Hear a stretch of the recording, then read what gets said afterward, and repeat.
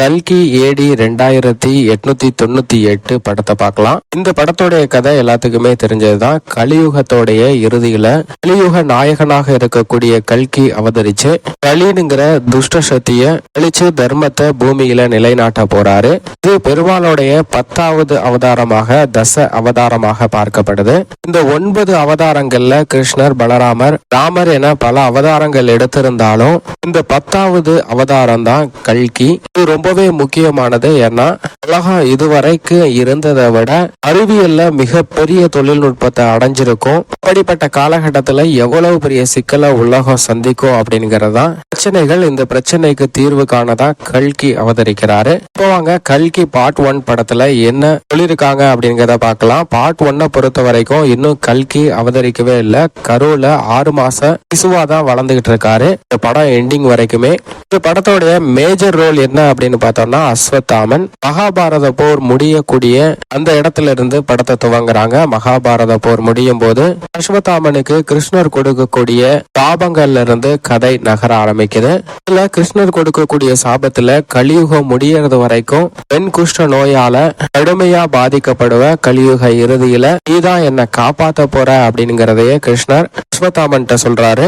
ஏன்னா மரணம் அப்படிங்கிறது தண்டனையே கிடையாது, அது விடுதலை. இந்த மகாபாரதத்துல துஷ்ட சக்திகளுக்கு ஆதரவா இருந்த நீ முக்தி அடையணும்னா கலியுக இறுதியில என்னைய காப்பாத்தி பல திறமைகளை சொல்லி கொடுத்ததுக்கு அப்புறம் தான் முக்தி அடைய முடியும் அப்படிங்கறத கிருஷ்ணர் அஸ்வத்தாமன் சொல்றாரு. அந்த நெற்றிக்கண்ணை பறிச்ச உடனே அஸ்வத்தாமனுக்கு யாராலையும் குணப்படுத்த முடியாத தோல் நோயால பாதிக்கப்பட்டு பல்வேறு இடங்கள்ல மறைஞ்சு வாழ்றாரு. இதுக்கு அப்படியே பேரலா நம்ம ஹீரோ கலி உருவாக்கி இருக்க உலகம் சொர்க்கம் மாதிரி இருக்கும். அந்த இடத்துல போய் நான் வாழணும் அப்படிங்கிற ஆசைய வச்சிருக்காரு. இதுக்கு ஆப்போசிட்டா கல்கி அவதரிக்கக்கூடிய ஆய உலகத்தையும் நல்லவர்கள் கட்டமைப்பு பண்ணிருக்காங்க. மற்ற மனிதர்கள் எல்லாருமே நார்மலா பூமியில வாழ்ந்துட்டு இருக்காங்க. ஆனா அந்த பூமி இப்ப இருக்க மாதிரி செல்வ செழிப்பா இல்ல. ஏன்னா இங்க ஆக்சிஜன் லெவல் குறைஞ்சு போயிருது.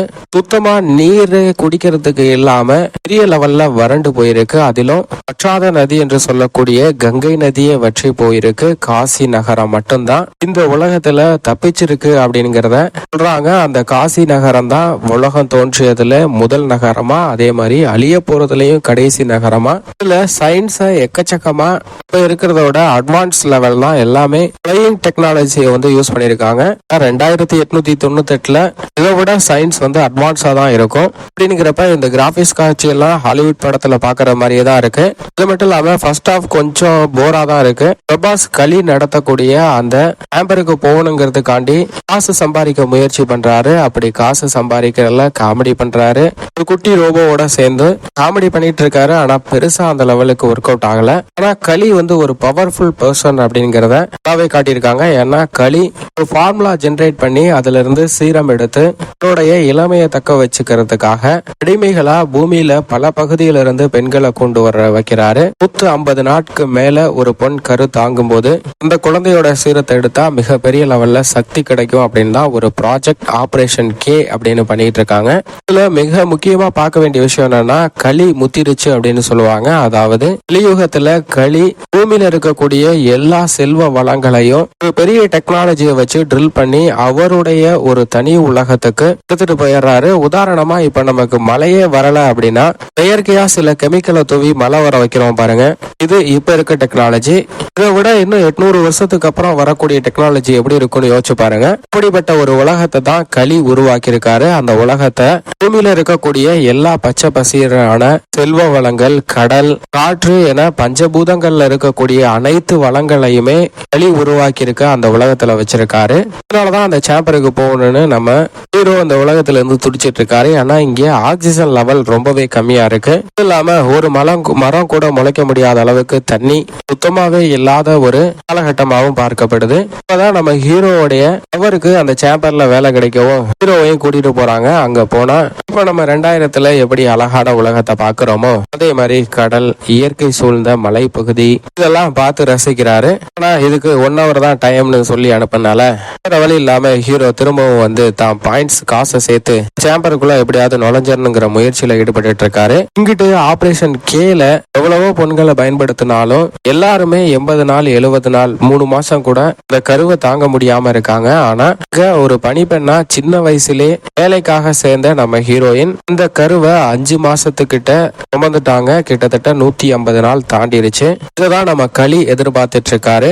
இதை நம்ம ஹீரோயின் எப்படியோ மறைக்க முயற்சி பண்ணாலும் ஹீரோயின் கூட இருந்தவங்க சூழ்ச்சியால ஹீரோயினை மாட்டி விட களி ஹீரோயின் இருந்து சீரம் எடுக்கிற ஆபரேஷனை மேற்கொள்றாங்க. அதுல ஒரே ஒரு சொட்டை மட்டும் எக்ஸாக்ட் பண்ணி எடுத்துறாங்க. இதுக்கிடையில நல்ல உலகமா இருக்க சம்பாலால இருந்து பெண் இங்க ஸ்பையா வேலை பாக்குறா. இப்படி வேலை பாக்குற பொண்ணு நம்ம ஹீரோயினை ஆபரேஷன் கேங்கிற ஆபரேஷனுக்குள்ள இருந்து வெளியே கொண்டு வந்து சேம்பரை விட்டு வெளியில அனுப்பி வைக்கிறா. இப்படி வெளியே அனுப்பி வைக்கும் போதுதான் பசுபதி சம்பாலால இருக்க டீம் வந்து அவங்கள கூட்டிட்டு போறாங்க. இப்பதான் அஸ்வத்தாமனுக்கும் கல்கி அவதரிக்க போற சில சிம்டம்ஸ் தெரியுது. ஏன்னா அங்க ஒரு சின்ன குழந்தைய துரத்திட்டு வந்து சாகடிக்க முயற்சி பண்ணுவாங்க. அப்ப அந்த சின்ன குழந்தைகிட்ட தான் அஸ்வத்தாமன் வச்சிருந்த நெத்தியில வச்சிருந்த அந்த பவர்ஃபுல் கண்ணு இருக்கும். அதை எடுத்து நெத்தியில வச்சதுக்கு அப்புறம் கல்கி அவதரிக்க போறாரு. நம்ம போய் காப்பாத்தணும்னு அந்த குழந்தைய கூட்டிக்கிட்டு இங்க இருந்து போறாரு. அதே மாதிரி நம்ம ஹீரோவுக்கும் 150 நாளைக்கு மேல தாண்டின ஒரு கர்ப்பிணி சேம்பரை விட்டு வெளியில போயிட்டாங்க. அவங்கள பிடிச்சிட்டு வரவங்களுக்கு சேம்பர்ல வாழ்ற வாழ்க்கை கிடைக்கும் அப்படின்னு அறிவிப்பு வெளியாக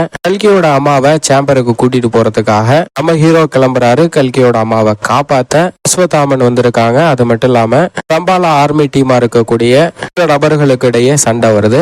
இதுல எப்படியோ அஸ்வத்தாமன் களி அனுப்பி வச்ச எல்லா போர்ஸையுமே காலி பண்ணிடுறாரு. ஏன்னா அஸ்வத்தாமனை சுட்டாலும் ஒன்னும் ஆகல. அந்த அளவுக்கு பவர்ஃபுல்லா இருக்கக்கூடிய ஒரு பர்சனா தான் தெரியுது. இந்த ரோல் ரொம்பவே நல்லா இருந்தது. நிறைய ஹாலிவுட் படத்துல பார்த்த அதே ரோல் மாதிரி இருந்தது. எனக்கு தெரிஞ்ச வரைக்கும் ஹரி பாட்டர் படத்துல ஹரிய காப்பாத்துறதுக்கு வர ஒரு நபர் மாதிரியே அதே ஜெய்ஜாண்டிக் பிம்பத்தோட அஸ்வத்தாமன் ரோல் நல்லாவே வடிவமைக்கப்பட்டிருந்தது. களியோட ஆட்களை அடிச்சுட்டு சம்பாலா டீமும் அஸ்வத்தாமனும் சம்பாலாவுக்கு போயிடுறாங்க. அங்க போனா இவங்கெல்லாம் எல்லாரும் வரவேற்று கொண்டாடுறாங்க. ஏன்னா இவங்க வந்ததுக்கு அப்புறம் தான் அங்க மழையே பெய்யுது. பல வருஷம் கழிச்சு மழை பெய்யுதான். அப்படின்னா கண்டிப்பா கடவுள் அவதரிச்சிட்டாரு அப்படிங்கிறத எல்லாரும் உணர்ந்துக்கிறாங்க. அது வரைக்கும் வழி நடத்திட்டு வந்த மரியம் இவங்களுக்கு பாதுகாப்பு கொடுக்கணும் அப்படிங்கறதையும் முடிவு பண்ணி சம்பாலா இன்னும் பாதுகாப்பு வளையத்தை அதிகப்படுத்துறாங்க. அதே சமயம் இங்க இருந்து ஹீரோயினை காப்பாத்திட்டு சேம்பருக்கு கொண்டு போக முடியாம நம்ம ஹீரோ ஃபெயிலியர் ஆகவும் களி டீம் நம்ம ஹீரோவை பிடிச்சு நீ உன்னைய சேம்பருக்கு வரவிடாம வாழ்நாள் பேர்ன் பண்றோம் அப்படின்னு சொல்லி பேர்ன் பண்றாங்க. இதை பார்த்து நம்ம ஹீரோ வந்து டென்ஷன் ஆயிடுறாரு. ஏன்னா அவருடைய லைஃப் டைம் டார்கெட்டே அந்த சொர்க்கலோகம் மாதிரி இருக்க அந்த இடத்துல போய் வாழணும் தான். ஃபெயிலியர் ஆகவும் இந்த களி ஆட்கள்கிட்ட அடிச்சு நொறுக்கிறாரு. இதுக்கு என்ன சொல்றாருன்னா அந்த கிழவனை உங்களால யாராலையும் சாகடிக்க முடியாது. ஏன்னா அந்த கிழவனை கட்டுப்படுத்தின ஒரே ஆள் நான் மட்டும்தான். உங்க டீம் எல்லாத்தையுமே அவர் ஊதி தள்ளி பறக்க விட்டாரு. உங்களுக்கு வேற வழியே இல்ல, என்ன மட்டும்தான் நம்பி ஆகணும். நான் போனா மட்டும்தான் அந்த பொண்ணை கூட்டிட்டு வர முடியும் அப்படின்னு சொல்லி களி டீமோட சேர்ந்து நம்ம ஹீரோ ஒரு திட்டம் தீட்டுறாரு. ஏற்கனவே ஒரு பையனை சிறை கைதியா பிடிச்சு வச்சிருப்பாரு நம்ம ஹீரோ. அவன் வேற யாரும் இல்ல, சம்பா டீம்ல இருந்த ஒருத்தன். உதவியோட நம்ம ஹீரோ அந்த ஊருக்கு போறாரு. அங்க போய் நம்ம ஹீரோயினை தூக்கிட்டு வர முயற்சி பண்றாரு. அப்ப அஸ்வத்தாமன் ஹீரோயினை காப்பாத்த முயற்சி பண்றாரு. ரெண்டு பேத்துக்கும் இடையே பயங்கரமான சண்டை. ஆனா இப்ப நம்ம ஹீரோ ஹாலிவுட் படத்துல வர்ற மாதிரி டெக்னாலஜி ரோபோவை வச்சு சண்டை போடுறது மாதிரி சூப்பரா வந்திருக்காரு. என்னதான் வந்தாலும் அஸ்வத்தாமன்ங்கிற அசைக்க முடியாத சக்தியிட்ட பெரிய லெவலுக்கு அவர் ஒர்க் அவுட் ஆகல. அஸ்வத்தாமன் அவரை அடிச்சு தூக்கி பறக்க விட்டுறாரு. அதே சமயம் களிக்கு சம்பாலா இருக்கக்கூடிய இடத்துக்கான சிக்னலையும் கொடுத்துறாரு நம்ம ஹீரோ. அதுக்கப்புறம் அந்த களியோடைய ஆர்மி போர்ஸும் அங்க உள்ள வந்து சம்பாலாவுடைய ஆர்மி போர்ஸ் டோட்டலா அடிச்சு நுறுக்குறாங்க. 2898ங்கிறதுனால டெக்னாலஜி ஃபைட்டுங்கிறது கொஞ்சம் கிராபிக்ஸ்ல நல்லாவே இருக்கு. ஒரு கட்டத்துல அஸ்வத்தாமன் நம்ம ஹீரோவை அடிச்சு நல்லா துவைச்சு தொங்க விட்டாலும் களியோட ஆர்மி போர்ஸ் வந்து அஸ்வத்தாமனை சிறப்பிடிச்சிடறாங்க. கையை காலுன்னு பிரிக்க முடியாத அளவுக்கு பெரிய சங்கிலிய வச்சு கட்டிடுறாங்க. அப்ப அஸ்வத்தாமன் கையில இருந்த அந்த கோல் இலை வந்து துளிர்த்துது. அந்த இலை விழுந்து ஹீரோவோட கையில அந்த கோல் படுது. அந்த கோல் பட்ட உடனே அதுக்கு பவர் கிடைக்குது. அப்ப சூப்பர் ஹீரோ மாதிரி மாறுறாரு. அது வேற யாரும் இல்ல அப்படின்னுங்கிறத நம்ம அஸ்வத்தாமன் பிளாஷ்பேக்ல ரிவீல் பண்றாரு. யாருன்னா ஒரு கட்டத்துல அஸ்வத்தாமனுக்கும் அர்ஜுனனுக்கும் நேரடியா யுத்தம் நடக்கும் போது அர்ஜுனன் தன்னுடைய அஸ்திரத்தை வச்சு அஸ்வத்தாமனை எளிதில வீழ்த்திடுவாரு. அப்ப கடைசியில அஸ்வத்தாமனை அழிக்கிறதுக்கு ஒரு அஸ்திரத்தை பயன்படுத்தும் போது இந்த அஸ்திரத்தை துவம்சமாக்குறாரு அஸ்வத்தாமனுடைய நண்பனா இருக்கக்கூடிய கர்ணன். இந்த கிராபிக்ஸ் சீன்ஸ் எல்லாம் அட்டகாசமா இருந்தது. ஏன்னா மகாபாரத பிளாஷ்பேக் போயிட்டு வந்தாங்க. இப்ப அஸ்வத்தாமன் விழுந்து கிடக்கும் போது அந்த குதிரையில மேல இருந்து வந்து கர்ணன் அஸ்வத்தாமனை காப்பாத்துற சீன் வேற லெவல்ல இருந்தது.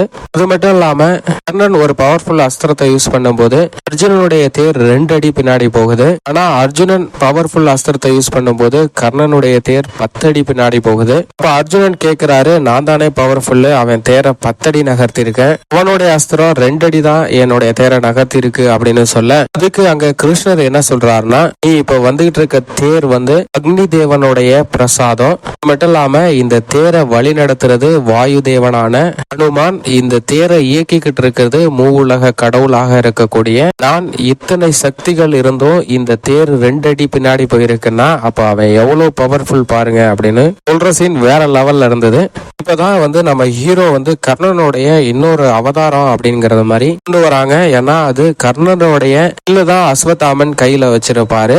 கர்ணன் கையில பட்டோடனே அதுக்கு உயிர் பெற்று அப்ப வில்லா இருந்தது. ஆனா 2898 அப்படிங்கிறப்ப இது இன்னும் பவர்ஃபுல் வெப்பனா மாதிரி இருக்கு. அது கர்ணர் கையில், அதாவது நம்ம ஹீரோ கையில வந்தோடனே அதோடைய பவர் சக்தி ஒட்டுமொத்தமா வெளிப்படுது. பழைய ஆர்மி போர்ஸ்ல இருந்து வந்தவன் இந்த வயிற்றுல இருக்கிறது கடவுள்னு சொன்ன, இங்க கடவுளை காப்பாத்த யாரையுமே காணாமேன்னு கேலி பண்ண நம்ம ஹீரோ சக்தி வாய்ந்து எந்திரிச்சு அப்படியே பறக்குறாருங்க. பறந்து கலியோடைய ஆர்மி போர்ஸ்ல இருந்த கப்பல் எல்லாத்தையும் காலி பண்ணி இந்த கேப்டனையும் தன்னுடைய ஆயுதத்தை வச்சு ஒரே சொருகிடுறாரு. இந்த தசாவதார படத்துல கடைசியில கிருமி வெளிவரும்போது கத்தி ஒண்ணு பாஞ்சு வில்லன் கமலஹாசனை கொல்லும் பாருங்க, அதே மாதிரி பவர்ஃபுல்லா அந்த ஆர்மி மோனை கொன்னுருது. இதுக்கப்புறம் அந்த ஷிப்ல இருந்து நம்ம ஹீரோ கல்கியோட அம்மாவை காப்பாத்தி கீழே இறக்குறாரு. இப்பதான் அஸ்வத்தாமனுக்கு தெரியுது தன்னுடைய ஃப்ரெண்டோடைய இன்னொரு அவதாரம் தான் இது. இதுக்கப்புறம் தான் கட்டியிருந்த கையில இருந்த செயின் எல்லாத்தையும் அத்தெறிஞ்சிட்டு ஹீரோ கிட்ட வர முயற்சி பண்றாரு அஸ்வத்தாமன். ஆனா அதுக்குள்ள ஹீரோ இங்க இருந்தவங்க தான் எல்லாம் செத்துட்டாங்களே, நம்ம இந்த பொண்ணை சாம்பருக்கு கூட்டிட்டு போய் கலிகிட்ட கொடுத்துட்டு நம்ம சாம்பர்ல செட்டில் ஆயிரணும் அப்படின்ட்டு தன்னுடைய ஷிப் எடுத்துட்டு கிளம்புறாரு. இப்ப அஸ்வத்தாமன் அதை ஷிப்பை பிடிச்சு நிறுத்தினாலும் கிளவன்ட்டு இருந்து எப்படியாவது ஓடிடணும்னு அங்கிருந்து எஸ்கேப் ஆயிடுறாருங்க. அதே சமயம் ஆபரேஷன் கேல இருந்து எடுத்த ஒரே ஒரு சீரத்தை களி தன்னுடைய சாம்பர் களி உலகத்துல சீரத்தை தன்னுடைய டெக்னாலஜியை பயன்படுத்தி நெஞ்சில வைக்கிறாருங்க. அப்படி வச்ச உடனே கிளாட்டான ஆட்டம் இருந்த களி வாலிப வயதுல நம்ம கமலஹாசன் அட்டகாசமா களி ரூபத்துல வராருங்க. பார்க்கவே மிரட்டலா இருக்கு. ஒரு சீரத்துக்கு இவ்வளவு பவர்ஃபுல்னா கண்டிப்பா அந்த பொண்ணை நாங்க கொண்டு வரோம் அப்படின்னு ஆர்மி தலைவர் சொல்ல, இல்ல நானே வரேன் அப்படின்னு கமலஹாசன் களத்துல வராரு. இல்லங்க களி களத்துல வராரு. இப்படியா இந்த படம் முடியுது. மகாபாரத போர்லயும் கர்ணர் எவ்வளவுதான் நல்லவனா இருந்தாலும் அதர்மி சைடு தான் இருந்தாரு. அதே மாதிரிதான் கலியுகத்திலையும் கர்ணனுடைய பிறப்புல இதுவரைக்கும் அதர்மி சைடு இருக்கிற மாதிரி தான் காட்டுறாங்க. அது மட்டும் இல்லாம அர்ஜுனனுடைய அந்த காண்டி தீபம் அந்த அம்பு கிடைச்சிருக்கு, அது இப்ப களி கிட்ட தான் இருக்கு அப்படிங்கறதையும் சொல்றாங்க. இப்படி பவர்ஃபுல்லான வெப்பன்ஸும் சூழ்நிலையும் களி கிட்ட சாதகமா இருக்க மாதிரி தான் பார்ட் 1 முடியுது. இதுக்கப்புறம் என்ன கதை அப்படின்னு தெரிஞ்சிருந்தாலும் ஸ்கிரீன் பிளே பார்க்கறதுக்காக எல்லாருமே பார்ட் 2க்காக வெயிட்டிங்.